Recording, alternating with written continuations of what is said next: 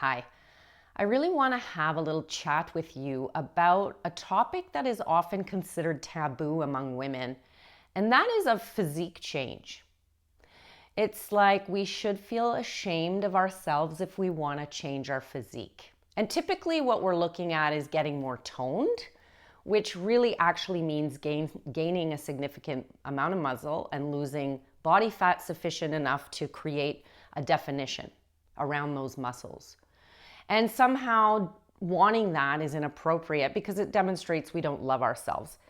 That isn't true, okay? It's absolutely okay to want to change your physique, and you can. Where things are not so good or it become a problem when we compare our outcomes to those of other people who have different amounts of time, experience with training, different genetics, and we try and achieve an appearance ideal based on something we've seen out there without knowing anything else, right? And this is where we get caught up in comparing ourselves and then devaluing our worth based on the fact that we can't achieve the results of someone else. And so that culture of comparisons and trying to meet appearance ideals set out in media is where this stuff falls apart. Meanwhile, simply wanting to look different is not in itself a problem. After all, we style our hair, we wear makeup, we change our clothes, all with the idea of wanting to kind of feel good in our own skin.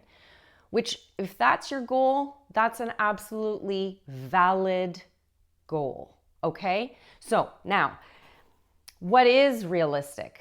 Oftentimes there's a misunderstanding of the time, energy, and effort that goes into changing a physique compared with what, people are doing. So it's important to understand what's involved and then make a personal decision about how far to take it.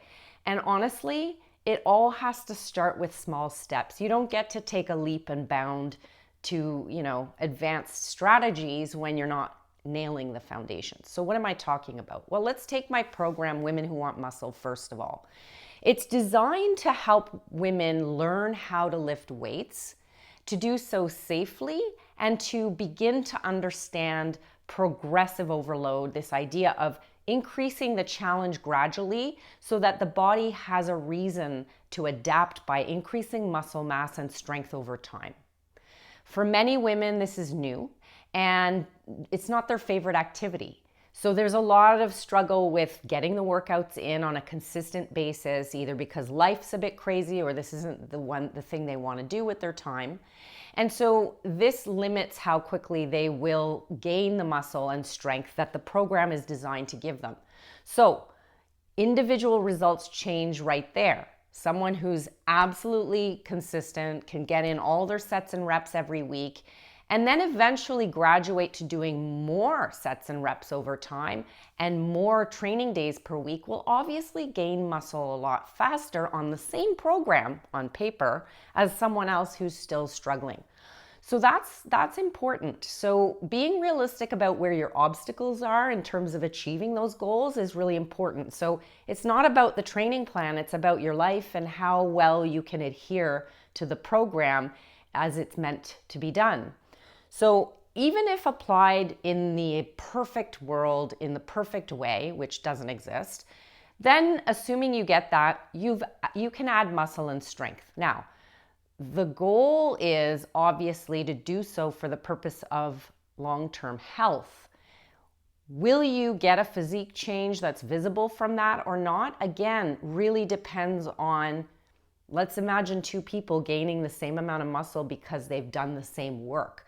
It won't look the same on those two bodies. It might look differently on someone who's very petite and has very low body fat to start with as compared with someone who has a larger frame and carries more body fat.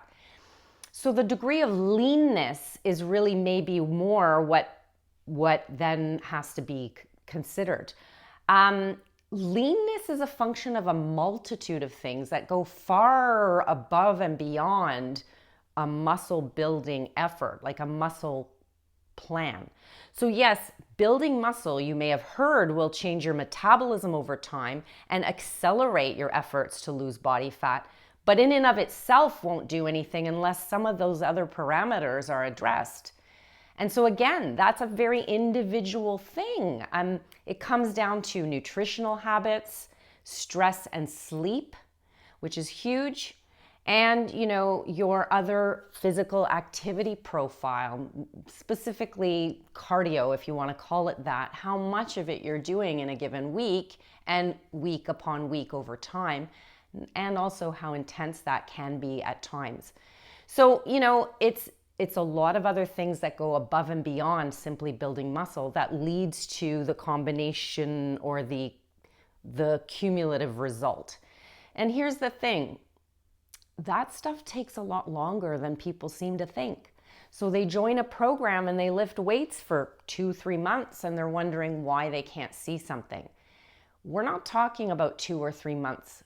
More often than not, in real world scenarios, because of things like I've just mentioned, relative inconsistencies with training, challenges around stress and sleep that allow for recovery and adaptations, but also nutritional interventions and the time to do all this other training, hopefully is a part of your health plan. But all of that looks different for different people. So, and it may just take a lot longer for someone whose life and work it is not to do fitness, right? So again, temper your expectations with a sense of what's realistic, and also the fact that building muscle by itself won't do everything you want it to do in terms of physique transformation.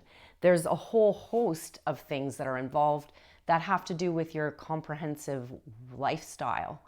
So, that's hopefully not discouraging. It aims to reframe expectations, because I think that's where things fall apart. We've been fed so many lies as women because we look at things and we're told to expect those things if only we do the work.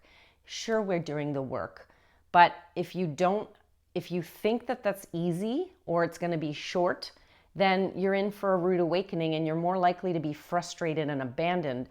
Whereas if you just work on slow improvements over time and try and enjoy the process and allow it to bring joy, as opposed to this self-defeating, I'm doing it but it's not working, looking at yourself, weighing yourself, measuring success by virtue of how visibly changed you are, is a surefire recipe for the very thing that we don't want, and that's degrading women's self-worth. So that's where people become caught up, and that's what's undoing most women's progress, in fact. So a mentally healthy woman with a strong sense of self-worth and who's investing in a process because it brings satisfaction and joy will fundamentally get their personal results a lot faster than someone who's beating themselves up, doing workouts for the sole purpose of changing how they look because they're deeply dissatisfied with it. Self-acceptance is the root, and self-improvement is always okay. I hope that helps you. If you want to know more about this, consider working with me. I work with women in the context of a program called Women Who Want Muscle, but our education is comprehensive, and it does tap into all of this women's wellness stuff over time. Check it out, Women Who Want Muscle at coachmckinnis.ca.